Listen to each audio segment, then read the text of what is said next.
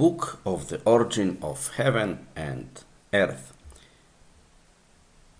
We will read this fascinating book recorded in Genesis chapter 1 and first 4 verses of chapter 2 according to the oldest available translation, which is Septuagint, Greek Septuagint. We will also try to understand some of the fragments better with help of two books from the New Testament, the Gospel of Matthew and the book of Revelation, both according to the most complete Greek text called Textus Receptus. Then we can start our reading. But before I start, just for you to be aware, please, that the translations which I use there are word-to-word translations, which means that the grammar is reflecting the Greek grammar, not necessarily the English grammar. So please don't be disappointed that some of the grammar forms don't match the English grammar. In the beginning, God made the heaven and the earth. But earth was unseen and unready, and darkness was upon the abyss, and Spirit of God bore upon the water. Those two verses, they describe the very beginning of God's creation. And here we have already two or even three interesting words which would be good to understand a little bit better. We have the word heaven, uranos in Greek. We have earth, which is ge in Greek. And we have the word spirit, Greek pneuma. Would be interesting to understand what can mean here the heaven, and also to understand a little bit the role of spirit. Heaven, we will read later again about heaven. We will read about other aspect of the heaven, as well as about other aspect of the earth. To understand the terms a little bit better, we can take a look at the book of Revelation, chapter 4.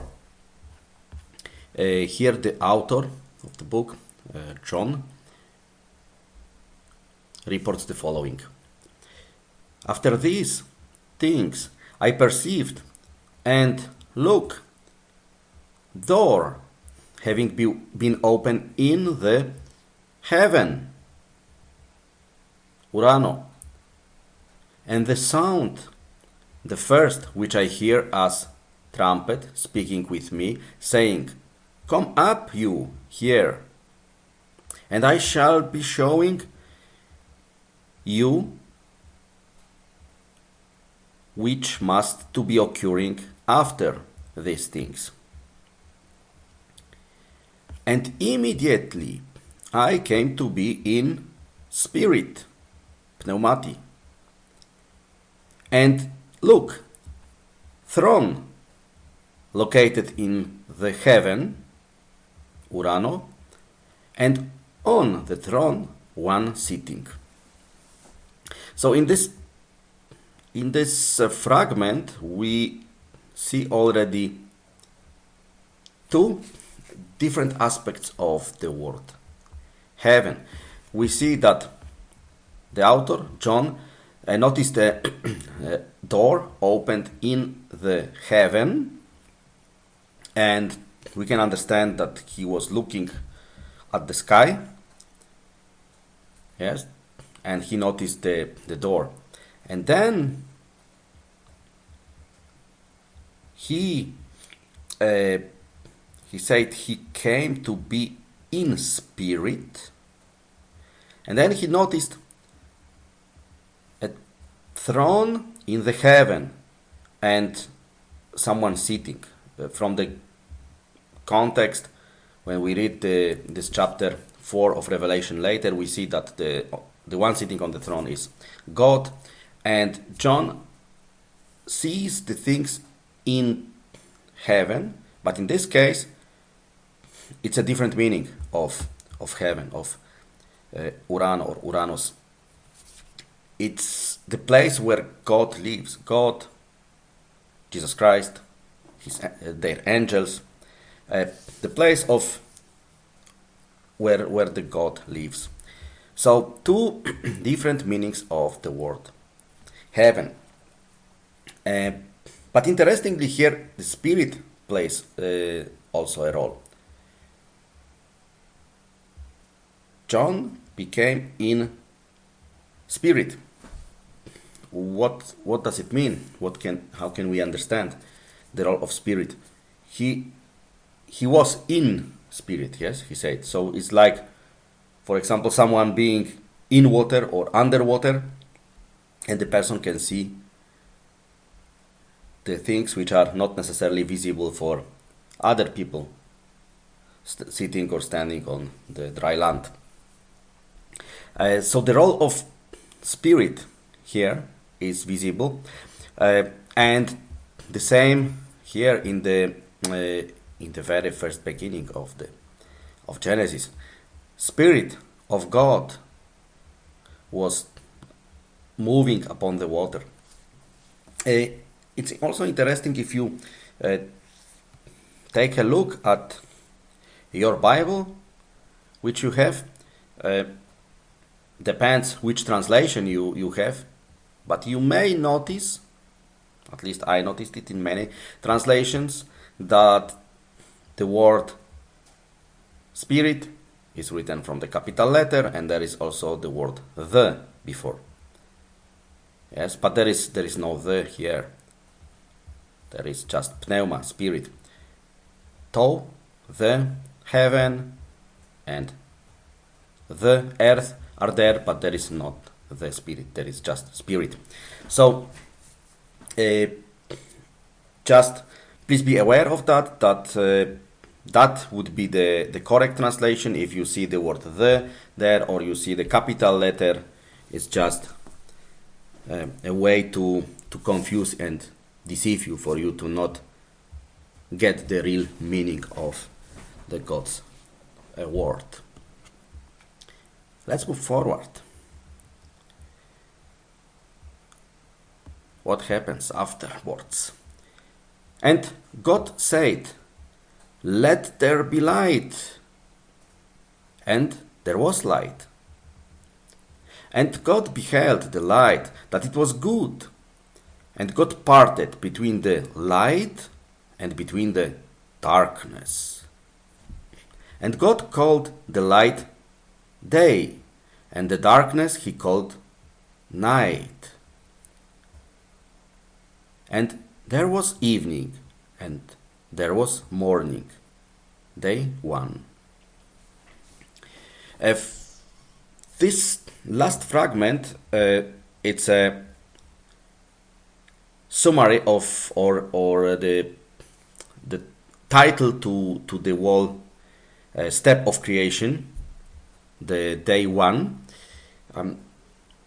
The other days will also have such information at the end, the other days of creation. Interestingly, would be good for us to understand what exactly is the meaning of this phrase. Here it says that there was evening and there was morning, day one. Why is it like that, written evening and then morning? The reason is that in Hebrew, Jewish culture, the day starts in the evening and then continues the morning until following evening. And this way of definition of the day is reflected in this text. But it basically means a day, passing day of creation. Now, what happened in this day one? God said, "Let there be light," phos in Greek.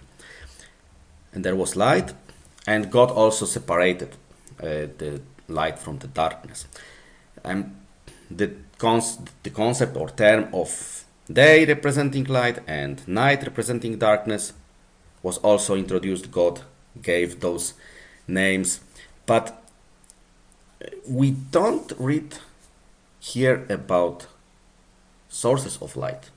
We will read about them later. We will read about sun and stars, but at this point we don't have the sources of light yet. And it's the question, what was the source of light at that point of the time? It's a valid question, and we would like to find the answer to that question with help of few fragments from the New Testament. First, we can take a look at the Gospel of Matthew, chapter 4. Let's take a look here. Hearing yet the Jesus that John was given up, he retires into the Galilee, and leaving the Nazareth, coming, he dwells into Capernaum, by the seaside in boundaries of Zebulun and Nephthalim, that may be being fulfilled, being declared through Isaiah the prophet, saying, "Land of Zebulun and land of Nephthalim, road of sea, other side of the Jordan, Galilee of the nations, the people, the sitting in darkness, Scotei, perceived light, phos, great.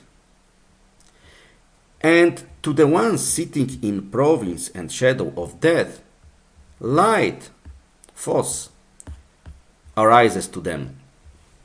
So here, in this fragment, we see interesting information. The prophecy is being fulfilled in the following way, that the people are sitting in spiritual darkness, separated from God. And then the great light is coming to them. Who is this great light? It's Jesus Christ. He is coming to those people and is bringing them wonderful, great news about God. And Jesus here is called light, even twice. It's exactly the same word which we see, the word phos, which we see in Genesis 1. Here, however, we are talking about, or the text is talking about spiritual aspect, spiritual darkness, spiritual light. In fact, the text in the book of Genesis can be also understood in those two aspects, physical and spiritual. But if we talk about Jesus Christ, do we have any information about Jesus being able to emit a physical light? Did something like that happen? The answer is yes.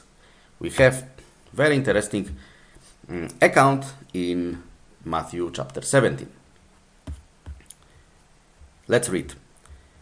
"And after days 6 is taking aside the Jesus, the Peter, and James, and John, the brother of him, and is bringing up them into mountain high, according to own. And he was transformed in front of them, and shines the face of him as the sun, look at this. Jesus' face was emitting light as strong as the sun. That really happened. 3 people were together with Jesus Christ at that moment, and they saw this unusual light emitted by Jesus. Interestingly, John is most likely the same John which is mentioned here. John, the author of Revelation, sees a future also, a vision of future, and there something interesting happens. It's worth also to take a look at this aspect. He says, "And I perceived heaven new and earth new." Interesting. New Uranus, new earth, Ge. For the former heaven and the former earth passed by, and the sea no is more. Interestingly, John saw in the vision that the current heaven and the current earth, we just read about them, how they are created, but he sees that they don't exist anymore. He sees a new heaven and new earth. And interestingly, in this vision, he notices something. Actually, in this vision, he sees something is happening here. Maybe it would be worth also to mention the next verse. "And I, John, perceived the city, the holy Jerusalem, new, descending from the God out of the heaven." The heaven, all the time the heaven is is mentioned, very frequently is mentioned in the book of Revelation. So the new holy city, New Jerusalem, is coming out of the heaven, is coming to the earth. And there something interesting happens. John describes that further. "And the city not need is having of the sun, nor of the moon, that they should be appearing in to it. The glory of the God illuminates it, and the lamp of it is the Lamb." Lamb in the book of Revelation represents Jesus Christ. So interestingly, glory of God and Jesus Christ can replace fully sun and moon. No more needed, the author says. No more needed. The light is coming from God and Jesus. And he writes further, "And the nations of the ones being saved in the light," again the same word, "of her shall be walking, and the kings of the earth are carrying the glory and the honor of them into it." So the light, great light coming from God and Jesus, will be visible. And it says, it continues, "And the gates of it should be being locked of day. Night, for no there shall be there." The meaning of this fragment is there shall be no more night there. So, interestingly, in the future, the vision of the future, no more sun needed, moon, stars, glory of God and Jesus giving light, enough light that everyone can see, and even it says there will be no more night. Now is the final question then. In the first day of creation, what was the source, or who was the source of the light? After reading of those fragments, we can conclude that it was Jesus Christ. It must be Jesus Christ who was emitting this strong light. God said, God gave the command, and Jesus Christ was most likely the one bringing the strong light, emitting the strong light. The work of creation continues. We move now to the day 2. And God said, "Let there be a firmament in the midst of the water, and let it be for parting between water and water. And God made the firmament, and God parted between the water, which was underneath the firmament, and between the water above the firmament. And God called the firmament heaven. And God beheld that it was good. And there was evening, and there was morning, day the second." Look what happened here. Second day of creation, God separated waters. The firmament was created, God made it, and God called it heaven, Uranus. So here we have already the second term of heaven, the sky which we see. God called it heaven. And now we can move to the next day, the third day of creation.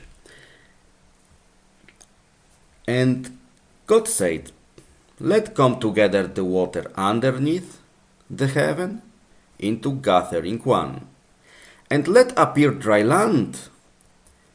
And it was so. And gathered together the water underneath the heaven into their gatherings, and appeared dry land. And God called the dry land earth, and the collections of the waters he called seas. And God beheld that it was good.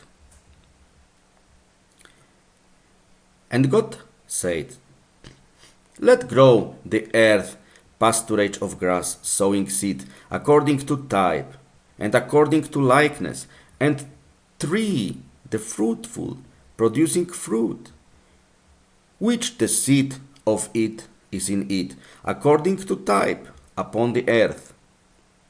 And it was so.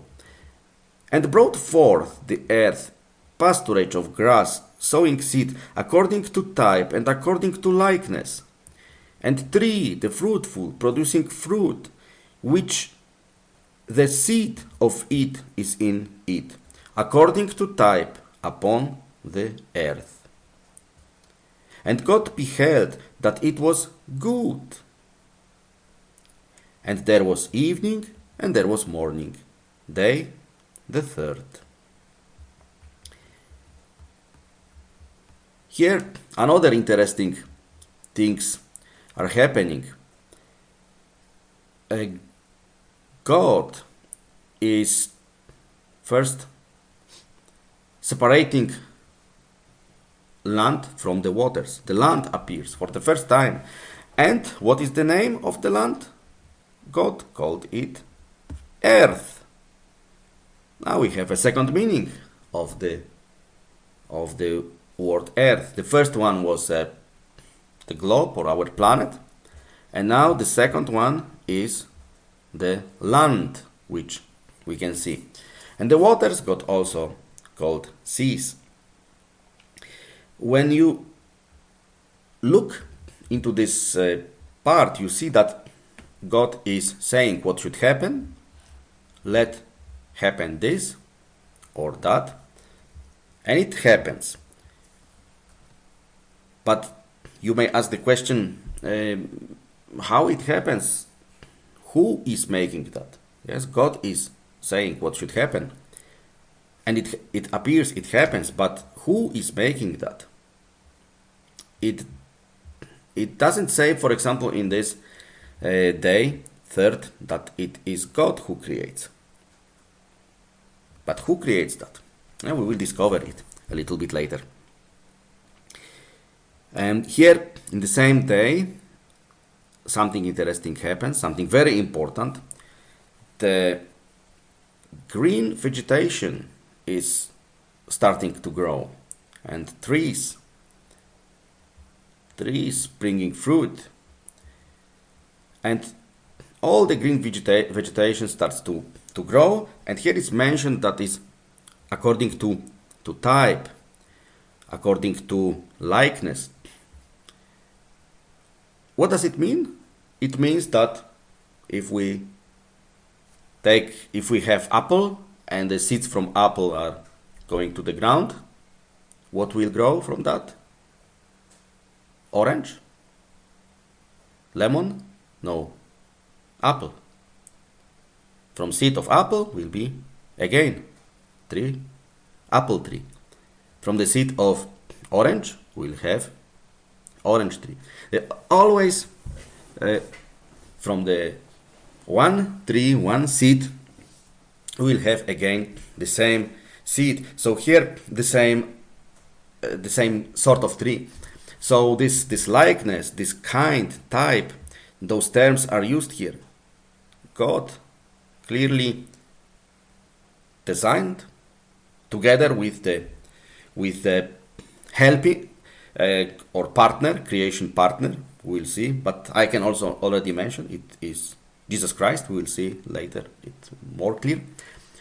They designed already everything, and they decided that all the green vegetation will multiply itself by the seeds, but it is always according to this type. From the seed of one specific fruit, we will have always the same tree, the same fruit. But this is not the end of creation. The creation is going further. We now enter day 4. And God said, "Let there be luminaries in the firmament of the heaven, for giving light upon the earth, to part between the day and between the night. And let them be for signs and for times and for days and for years. And let them be for giving light in the firmament of the heaven, so as to shine upon the earth." And it was so. And God made the 2 luminaries great, the luminary greater for beginnings of the day, and the luminary lesser for beginnings of the night, and the stars. And put them God in the firmament of the heaven, so as to shine upon the earth, and to begin the day and the night, and to part between the light and between the darkness. And God beheld that it was good. And there was evening and there was morning, day the 4th. Next step in the creation, God created 2 luminaries, which we know as sun and moon, to give light, and also stars. Since that time, we have a light. So the light given on the beginning by Jesus Christ was no more needed at that point. Until today, the sun and the other heavenly bodies are giving us enough light so that the whole life on the earth can continue since that point of the time. But the reason why the sources of light were created, it was not only uh, to give us to mark the days and nights, but also, as mentioned here, to for counting of the time. So thanks to all the heavenly bodies giving us light, we can count days and months, years. They all allow us to count time. That's the additional wonderful purpose of the lights created by God.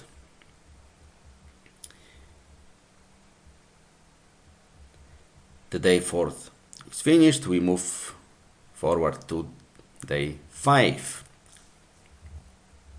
And God said, "Let bring forth the waters, reptiles, lives of living, and winged creatures flying upon the earth, below the firmament of the heaven."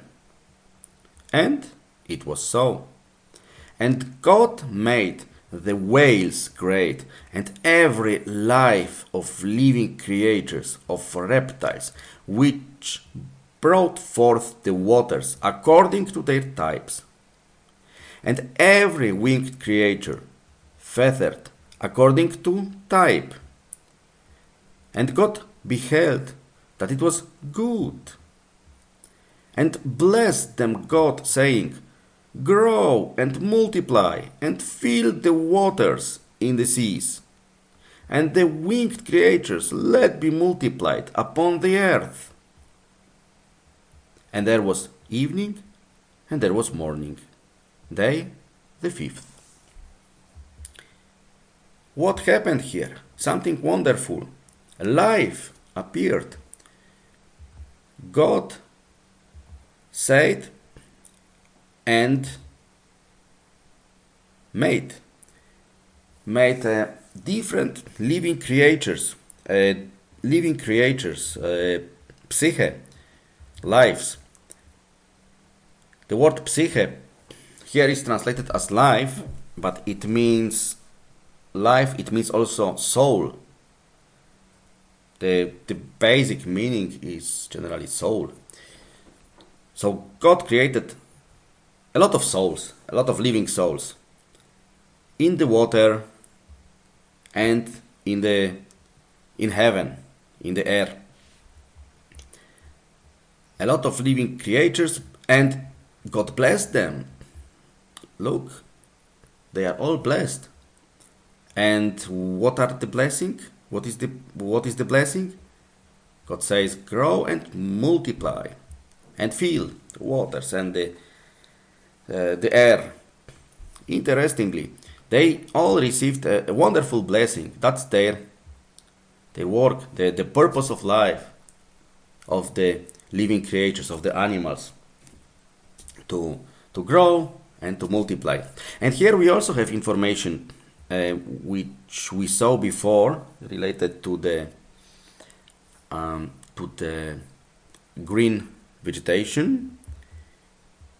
It says that God created living creatures according to their types. So in this case, the living creatures in waters were according to their types, and also the winged creature. Winged creatures are according to type. It's nice and interesting and also important statement. What does it mean? If there are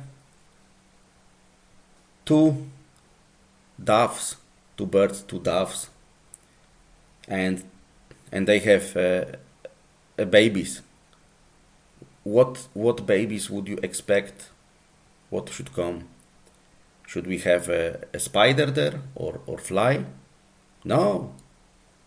The two doves will give birth to the doves. They will have small doves. Or if you see a ducks on the water, and they have babies, what is following them? What are the babies? Are they Maybe swans? No, they are also ducks. The ducks will have a ducks as the babies. And every living creature, God clearly said they should multiply according to their types.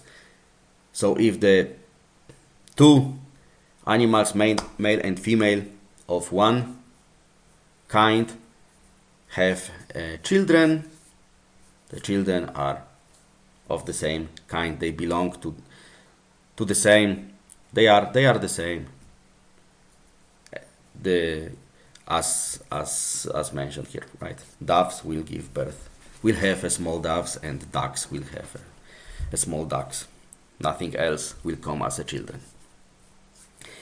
That is a wonderful design, wonderful creation, and wonderful blessing. Now the day 5th is finished. We learn that the waters and the air are becoming full of living creations. Is that all? No, that is not yet finished of God's creation. The day 6 is coming. And God said, "Let bring forth the earth life living, according to its type, 4-footed, and reptiles, and wild beasts of the earth, according to type." And it was so. And God made the wild beasts of the earth according to type, and the cattle according to their type, and all the reptiles of the earth according to type. And God beheld that it was good. And God said, "Let us make man according to image our, and according to likeness, and let them control the fishes of the sea, and the winged creatures of the heaven, and the cattle, and all the earth, and all the reptiles of the ones crawling upon the earth." And God made man according to the image of God. He made him. Male and female he made them. And blessed them God, saying, "Grow and multiply, and fill the earth, and dominate it, and control the fishes of the sea, and the winged creatures of the heaven, and all the cattle, and all of the earth, and all of the reptiles of the ones crawling upon the earth." And God said, "Behold, I have given to you every grass fit for sowing, as sowing of seed, which is upon the earth, and every tree which has in itself a fruit, seed, fit for sowing, to you it will be for food, and to all the wild beasts of the earth, and to all the winged creatures of the heaven, and to every reptile crawling upon the earth, which has in itself breath of life, even every grass green for food." And it was so. And God beheld all as much as he made, and behold, it was good exceedingly. And there was evening, and there was morning, day the 6th. What an active day of creation. In the beginning, the new group of lives, of souls, is appearing. God creates living creatures on the land according to its type. So again, if you see two dogs and they have babies, what will be the children? Will be some cat, maybe? No, will be dog, of course. The dogs can give birth only to dogs, always to dogs. And the cats will give birth always to cats. So God designed wonderfully a life, all sorts of lives, all sorts of animals in the water, in the air, and finally also on the earth. A lot of living creatures, a lot of animals, all of them having a blessing from God. They should live, they should multiply, they should grow. Is it finished? Is the job of God complete? No, it is not. Now we see some discussion is happening. God said, let us make man according to image our and according to likeness. God is now discussing the creation of man. With whom? With whom is God discussing that? We'll see it soon in more details, that it was Jesus Christ, that he was from the beginning all the time involved in the work of creation. And in this case, God and Jesus, the Son of God, they discussed together the creation of man. There is here important difference between man and the previous living creatures. The previous living creatures were created. They are living forms, they are psyche, they are souls. Interestingly here, even we find the information about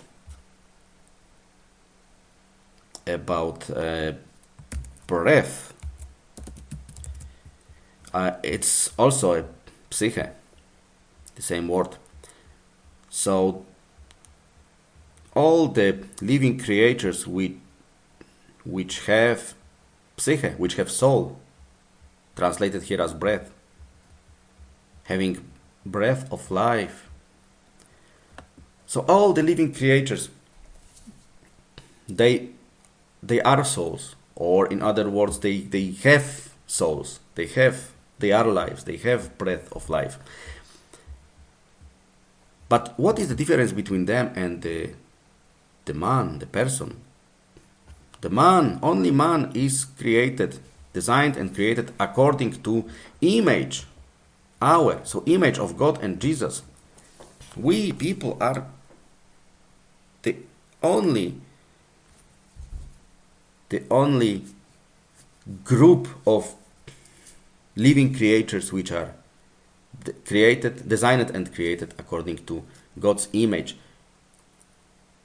We are made to reflect the glory of God and Jesus. Now, it is interesting that people were blessed by God. So the animals were blessed by God. Yes, that's what we read before. And people, yes, male and female, were also blessed by God. And the first part of blessing we know already, because we heard it in the context of animal. Grow and multiply and fill the earth. But the question is that the purpose of life, of people? Only to grow and to multiply? No, that is the purpose of life of animals. So just to live, to grow, to have children, this is how animals are supposed to live. But from people, something more is expected. And here, the continuation of God's blessing is explaining the role of people, is to dominate the earth. But to dominate, it actually means more rule or to manage, to be managers, to be responsible managers of the earth, and to manage all the living creatures and all the resources of the earth. So we people are appointed as managers of the earth and all their resources, and we are accountable to God. How do we fulfill our assignment? Are we good managers? Are we taking care of the living creatures and of the earth, of the resources of the earth? Or we are causing damage? We are accountable for our management of the earth. And God also says something about food. He defined what should all living creatures eat. Not only people, he said it in context first of people, but then it says also all the other living creatures should eat what? Should eat the vegetation, the green vegetation. That was the original diet for all living creatures. The green vegetation has all what we need for our life. But if you look at the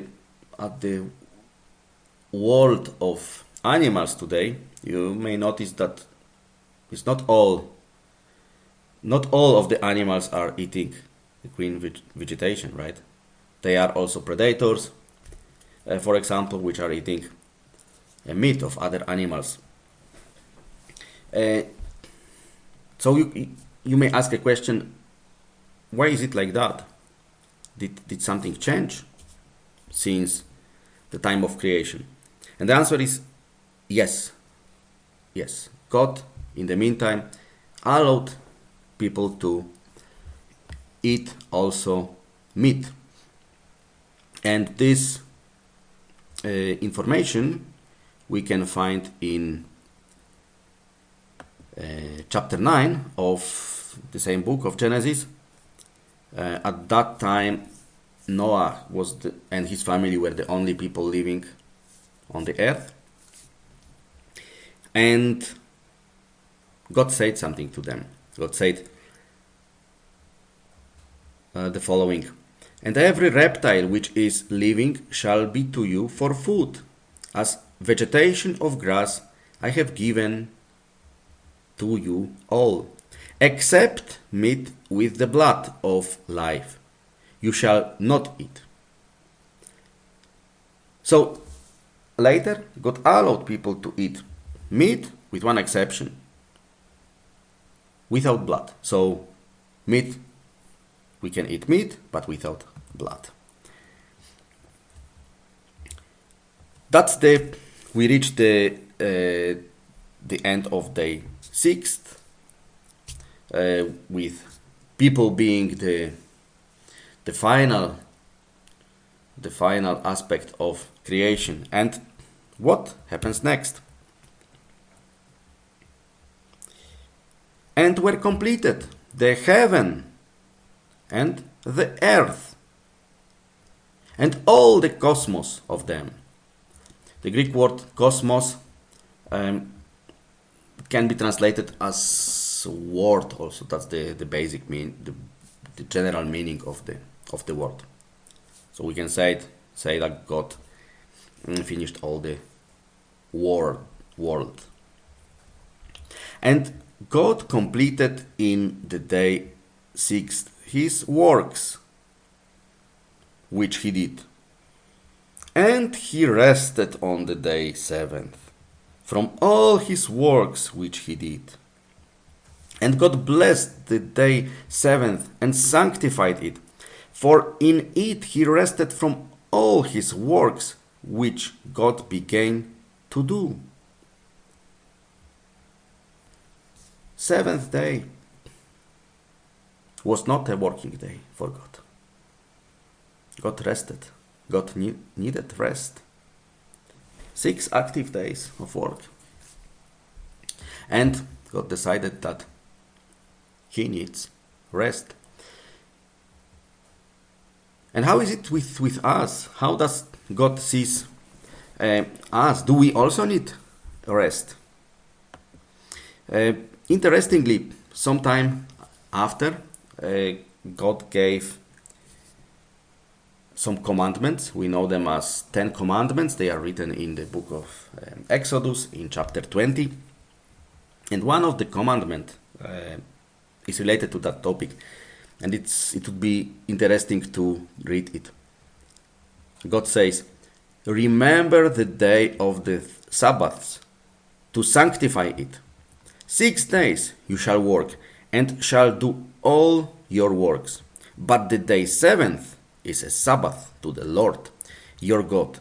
You shall not do on it any work, you and your son and your daughter, your servant and your maidservant, your ox and your beast of burden, all your cattle, and the convert, the one sojourning among you.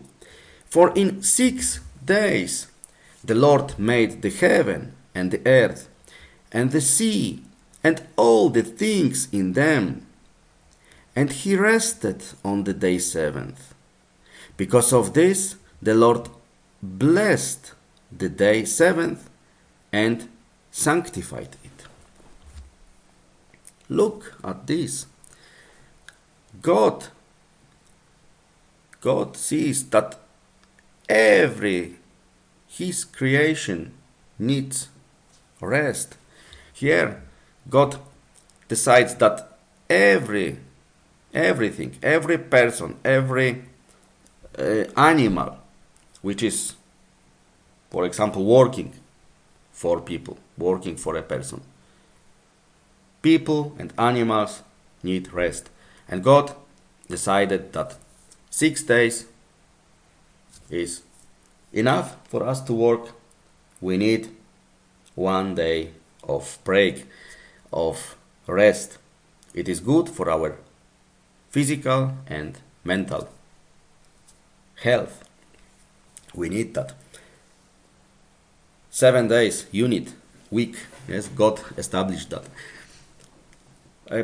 Is this commandment a strict commandment?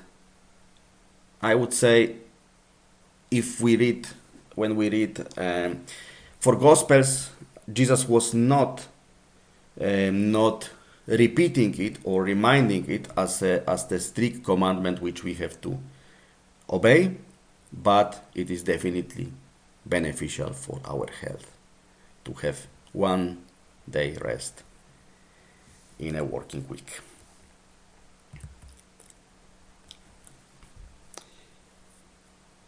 Now,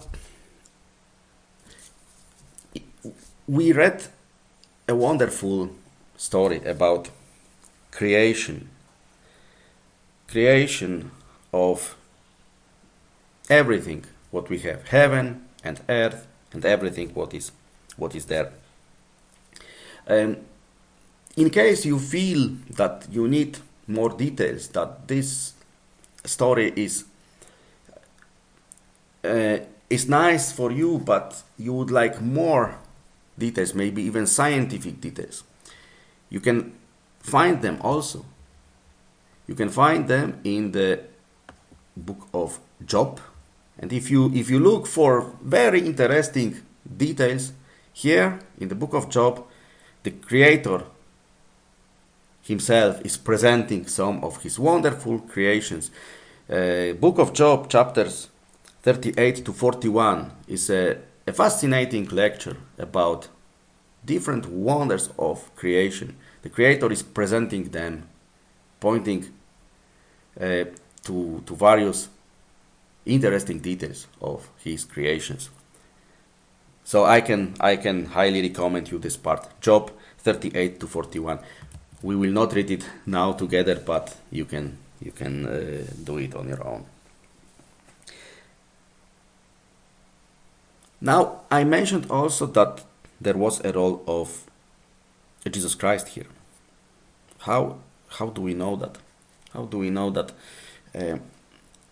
it was not only God, but also Jesus Christ involved? The aspect of light we discussed, but there is something more what we can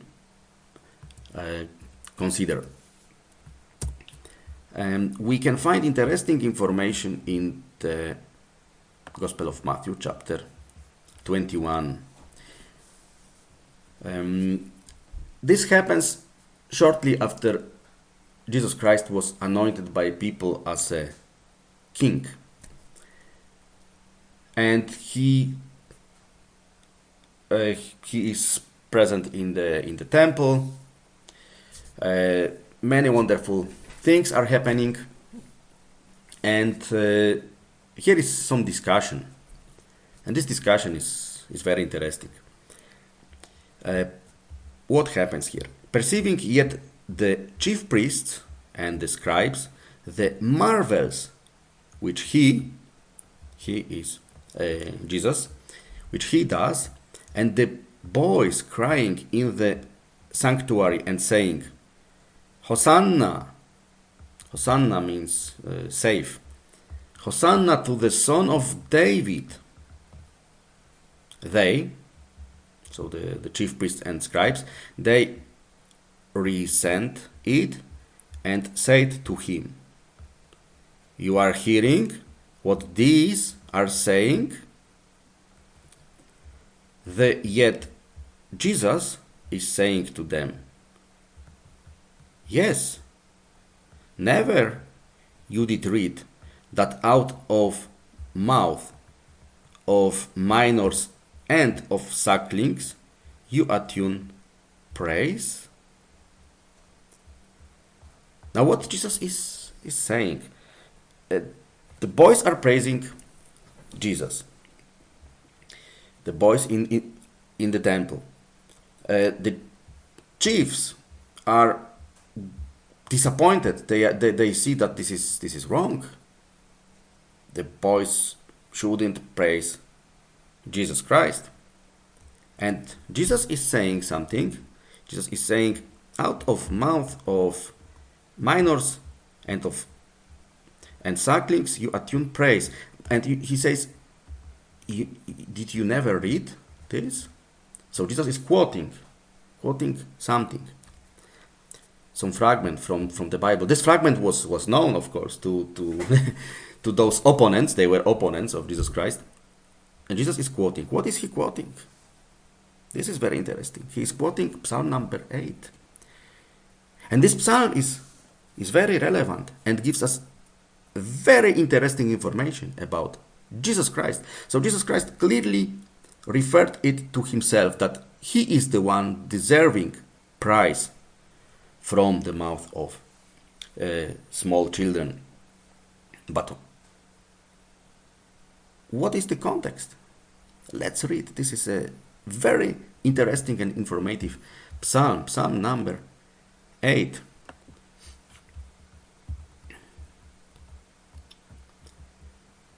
To the director for the wine vats, a psalm to David.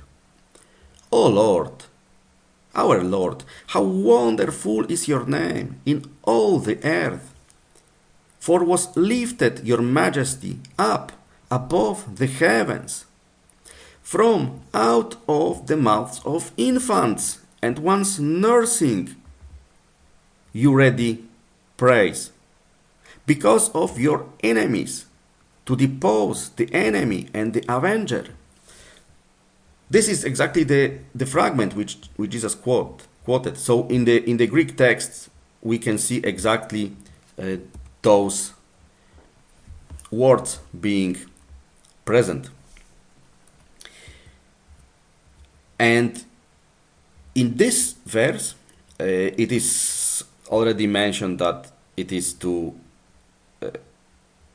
depose the enemy, the avenger, and because of your enemies, in this particular situation, clearly the opponents, the chief priests, were the enemies of Jesus. But the interesting words are still coming. Let's see what is written in the psalm. For I shall see the heavens, the works of your fingers, the moon and stars which you founded. What is man that you remember him, or a son of man that you visit him? You lessened him short of any of the angels.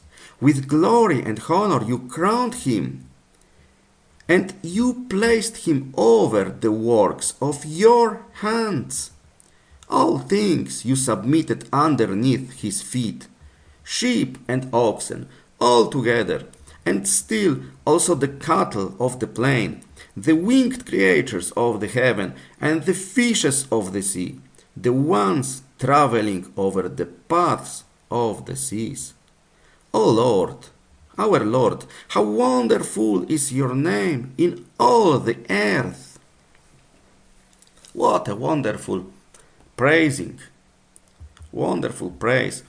This inspired writing, psalm, inspired praising, together with explanation of Jesus Christ, show what really was the role of Jesus Christ.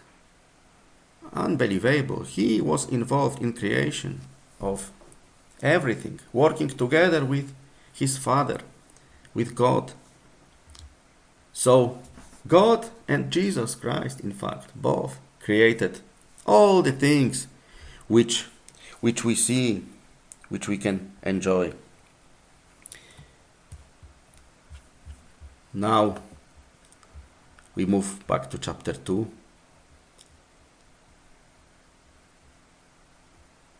And we read the final verse. This is the book of the origin of heaven and earth, when it became in the day made God the heaven and the earth. And that is the end of this wonderful book of the origin of heaven and earth.